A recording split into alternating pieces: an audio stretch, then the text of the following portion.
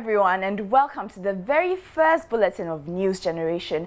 Now, what is News Generation? Well, it is a 30-minute news magazine program for young people aged 12 to 15. We are giving you a voice, keeping you abreast with news and current affairs, and of course, highlighting issues of child rights. Now, in this bulletin, we will be looking at the political events of the past month leading to the swearing in of a new president tomorrow. And what's up with all these New Year promises? We're in a new year and we went on the streets to find out what's up with that. And we hopped over to Winneba in the central region to dance with the masqueraders. My name is Ifwa Kwa Harrison and I will be with you for the next 30 minutes. President John Dramani Mahama will be sworn in as the fourth president of the Fourth Republic tomorrow for the next 4 years. The president will take the presidential oath, which will be administered by the Chief Justice, Her Ladyship Georgina Wood. Many other heads of states are expected to attend the swearing-in ceremony, but the main opposition party, the NPP, says it will not attend. The NPP has gone to the Supreme Court to challenge the results of the December elections because it believes the announcement of the winner is not a true reflection of the outcome of the polls. The next few weeks will indeed be an interesting one for Ghana, and we will be keeping our viewers informed about unfolding events. Now, since the president will be sworn in tomorrow, we prepared a little something, a political timeline of events, starting with what came to be known as the Kumasi Declaration. We had a discussion with a few of you and you told us your opinions on what that act would mean for the country. So we rewind and take you back to Tuesday, November 27th, 2012, when 8 presidential candidates pledged their commitment to peace. This had become necessary because of a lot of disturbances and unfriendliness which was upsetting people in Ghana ahead of the elections in December. So what did young people think about the behavior of political parties and their commitment to ensure peace? Let's find out. So maybe we just want to pick your thoughts on what happened in Kumasi, whether you think it's enough to preserve the peace we are currently enjoying in the country. Well, I think it's a very good idea for them to do that because peace is a very important thing in the country. And if you look at a country like Sierra Leone, it's caused great destruction to the country. So I really hope that they cooperate with what they're doing. I think it's a good idea because now a lot of people are taking the election seriously because, like, for example, the NPP fans, they are saying that if Akufo-Addo doesn't win this year, he won't be able to win again. So, like, there's been a lot of violence around nowadays. So I think it's a good idea to do that. So, Daisy, what do you think? Do you think a peace pledge by all 8 presidential aspirants will be enough to keep the peace in the country? I think it would not be able to maintain the peace because just because the presidential candidates that they look up to have pledged peace doesn't mean that, let's say, I'm the supporter, I would follow that instruction. Everywhere when you tune into the radio, TV, you hear talk about peace. Are we over-exaggerating as a people? No, we are not. It's very important to have peace in a country because if there's war, there'll be an economic breakdown, nothing will work, there'll be hunger, poverty, strike, nothing will be nice in the country. So it's very important that we are advocating for peace. How important was that meeting in Kumasi?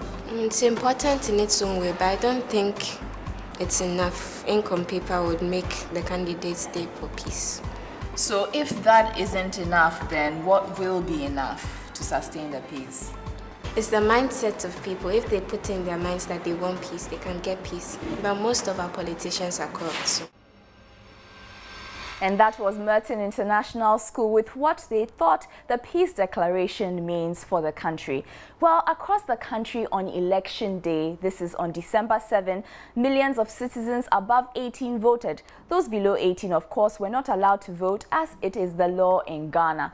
But that didn't mean they did not know what was happening and indeed did not feel left out of the election day activities. For instance, I interviewed Nalamle Dove of Richchurch School and she has her opinions about politics and elections and even her presidential dreams.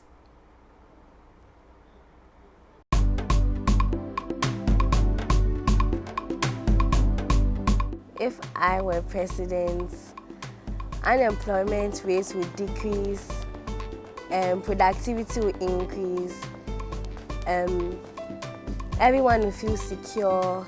I'll try my best to help in development and those in the rural areas, build schools, hospitals, and other needed facilities for them. It is Friday, December 7th, Election Day in Ghana. People all over the country are at polling stations waiting to vote. But 11-year-old Nalamle is at home with her family. It's nice that Ghana will get to exercise their franchise and vote who they want to be their next president, who they think can rule them well and help in development. Voting continues, and Na and her family will remain home for the rest of the day. They wait for the results of the presidential elections to be announced. And that was Nalamle Dove of Rich Church School. But not all young people stayed home on election day. Some showed keen interest in the elections and were at polling stations watching voting activities. They were also very eager to talk about it. Others just enjoyed the holiday. The people will make their choice and they'll be able to choose their leader to lead them. I want them to provide jobs so that those graduates, university graduates, may get jobs to do.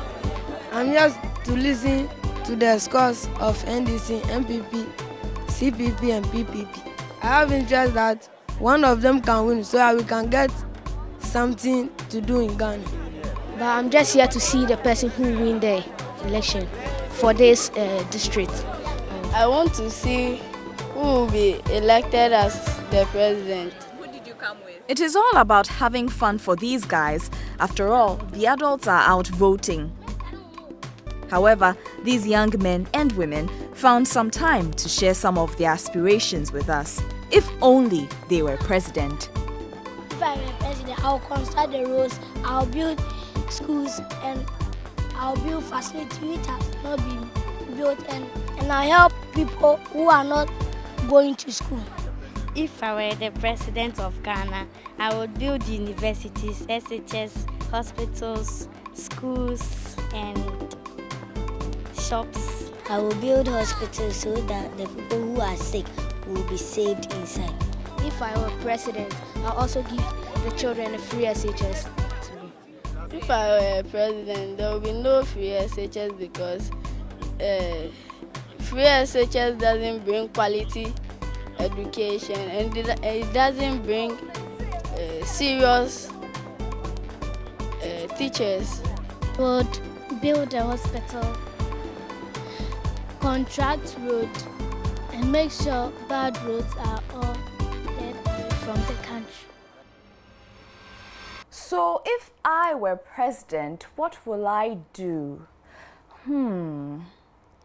I'll steal some of your ideas. You guys had a pretty good idea of what you wanted to do if you were president. Well, after a lot of the election activity, the Electoral Commission has finally declared John Dramani Mahama as the winner. He had 50.7% of the votes, and of course, he will be sworn in as the 4th president of the 4th Republic tomorrow. And of course, you know, it has been a very eventful week with the end of the year and coming into a new one. We made it to 2013. Someone said the world would end last year, but we are here, we're all here, we're alive, and we thank God for that. And of course, President Mahama also gave the shortest ever State of the Nation address on Friday. So this is what happened this week. Many Ghanaians joined their counterparts all over the world to attend watch night services to herald the new year. The Harmattan season started in Ghana, which brings dry desert heat in the day and cool nights to the country. The National Democratic Congress filed a motion at the Supreme Court to join in the petition brought against President John Mahama as well as the Electoral Commission about the results of the recent elections. Students at the Sandy Hook School in Newtown, Connecticut, where a gunman recently killed 26 people, including children, returned to classes for the first time since the tragic incident. President John Dramani Mahama delivered the last State of the Nation address for the Mills-led administration with a focus on unity. A UK-based company, Excalibur Almaz, recently announced that it plans to offer passengers trips to the moon. And that was News Round, and of course every week we'll be compiling all the major news events of the week. Let's go for a break. We'll be right back.